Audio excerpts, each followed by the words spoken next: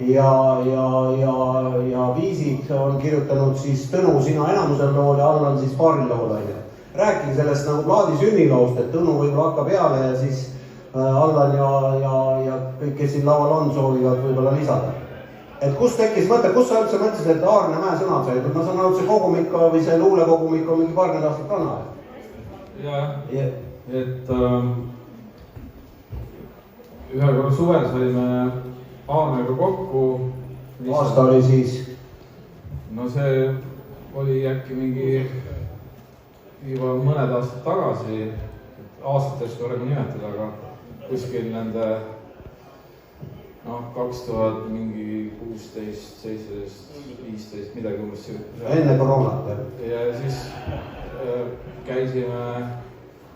käisime ujumas seal selles Loksa lahes ja sõitsime mootorpaadiga või jahiga ja siis ma julgesin isegi seal keset lahte ujuma minna.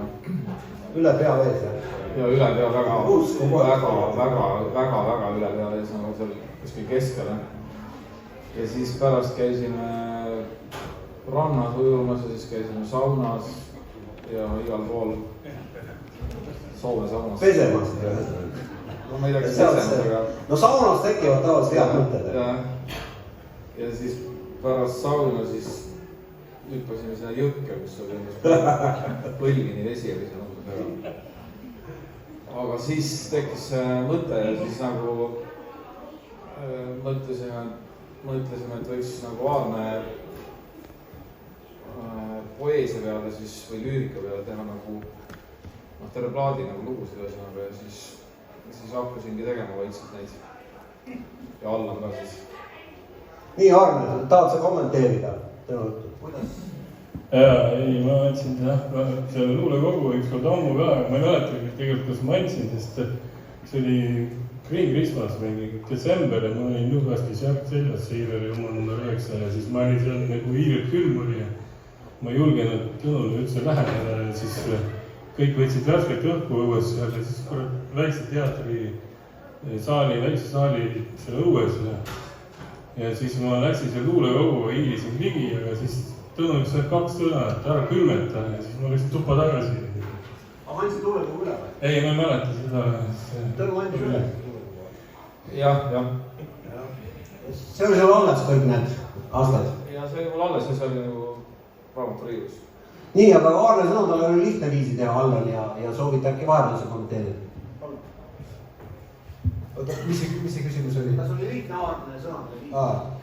Selles mõttes oli suhteliselt lihtne, et see elamus luuletus oli nagu niimoodi riimis, aga ja kandsid sellist vana kooli 80-ndate punkhõngu nagu üsna palju.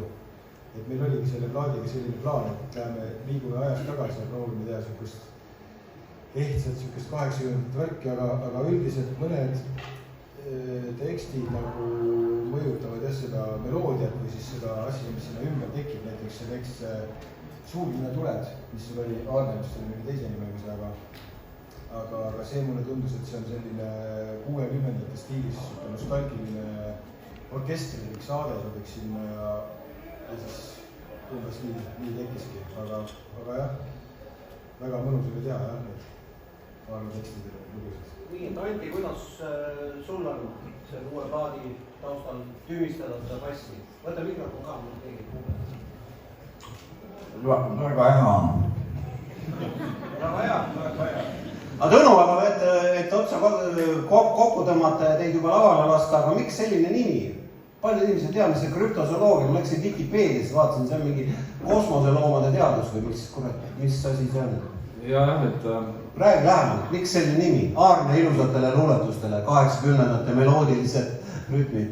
Jah, no see krüptozooloogia on teadusharu ja see uurib igasuguste imelike olevuste ja loomade nagu katsub tõestada nende olemasolu, keda inimesed on näinud ja koguvad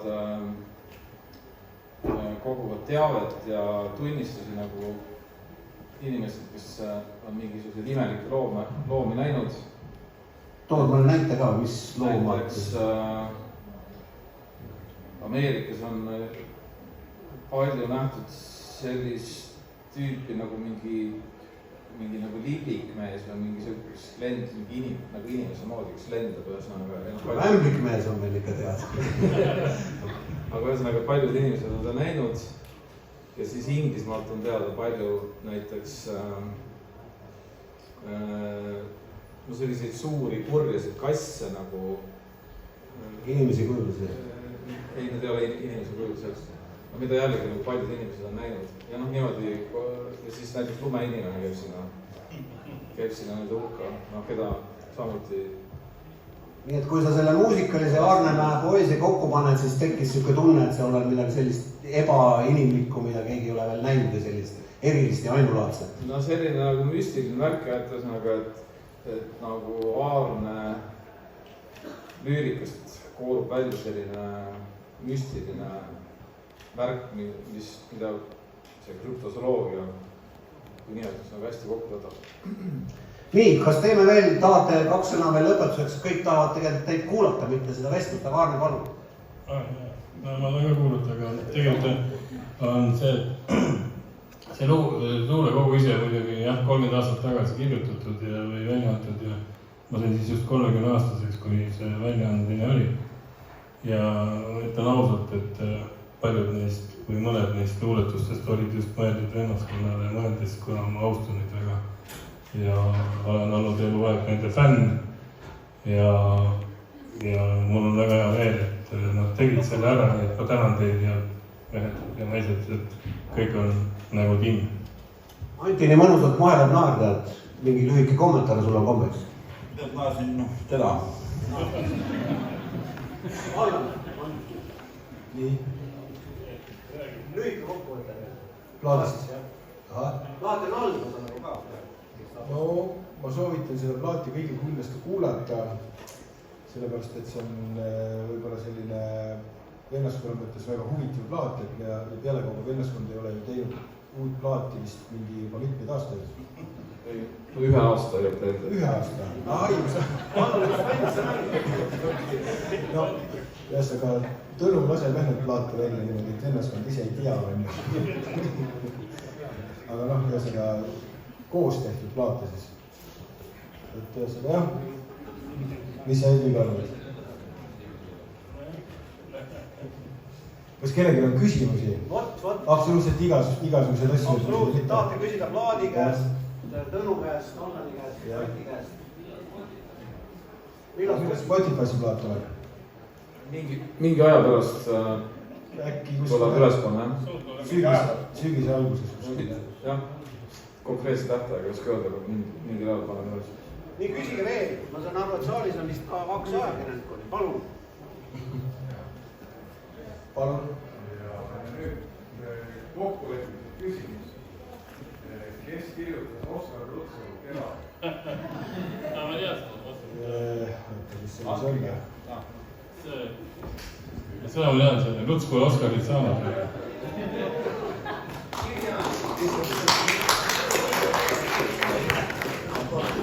Aga andke mulle, või tahab veel lisada? Kas tahab keegi küsida veel? Ma saan aru, et saalis on ka ajakirjanik. Proua või Reili Liina, et on sul küsimusi? Kõik küsimused said vastused.